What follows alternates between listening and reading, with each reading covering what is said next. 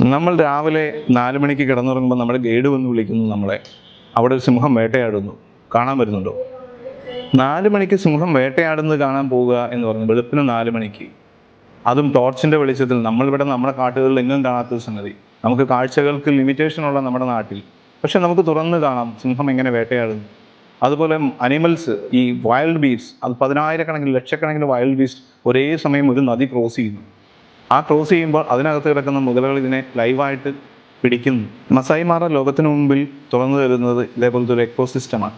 ഒന്നൊന്നിന് വളമാകുന്ന, അല്ലെങ്കിൽ ഒന്നൊന്നിന് ആഹാരമാകുന്ന ജീവിത രീതിയുടെ ഏറ്റവും ബൃഹത്തായ കാഴ്ചകൾ നിലനിൽക്കുന്നത് മസായി മാറയും ആഫ്രിക്കൻ ഇരുണ്ട ഭൂഖണ്ഡങ്ങളും തന്നെയാണ്.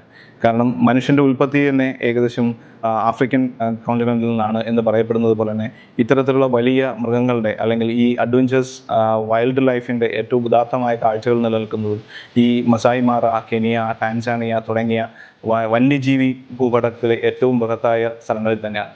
ഒരിക്കൽ മസായി മാറയോ അല്ലെങ്കിൽ കെനിയയോ ടാൻസാനിയയോ ഒക്കെ ട്രാവൽ ചെയ്തിട്ടുള്ള യാത്രികർ ഒരിക്കലും മറക്കാനാവാത്ത നിരവധി മുഹൂർത്തങ്ങൾ കാഴ്ചവെക്കുന്നതാണ് ഈ മസായി മാറയിലെയും നൈറോബിയിലെയും ഒക്കെ ചരിത്രം. പ്രകൃതിയും മനുഷ്യനും ഒരുമിച്ച് ജീവിക്കുന്ന കെനിയ, ടാൻസാനിയ തുടങ്ങിയ രാജ്യങ്ങൾ നമുക്ക് മുന്നിൽ തുറന്നു വരുന്നത് പ്രകൃതിയിൽ മനുഷ്യനും ജീവജാലങ്ങളും ഒരുമിച്ച് ഒരു ലൈഫ് സൈക്കിൾ എങ്ങനെ ഉണ്ടാകുന്നു എന്നുള്ളത് തന്നെയാണ്.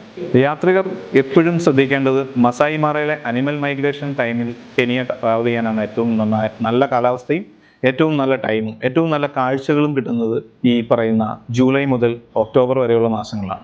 ലോകത്തിലെ വിസ്മയങ്ങളുടെ കലവറയായ മസായി മാറ അനിമൽ മൈഗ്രേഷൻ കാണുന്നതിന് വേണ്ടി ഫൈവൽ ഒരുക്കുന്ന കെനിയൻ സഫാരി ടൂറിലേക്ക് സെപ്റ്റംബർ 10 കൊച്ചി ഇൻ്റർനാഷണൽ എയർപോർട്ടിൽ നിന്ന് ട്രാവൽ ചെയ്യുന്ന ഈ ഗ്രൂപ്പിലേക്ക് എല്ലാവർക്കും സ്വാഗതം.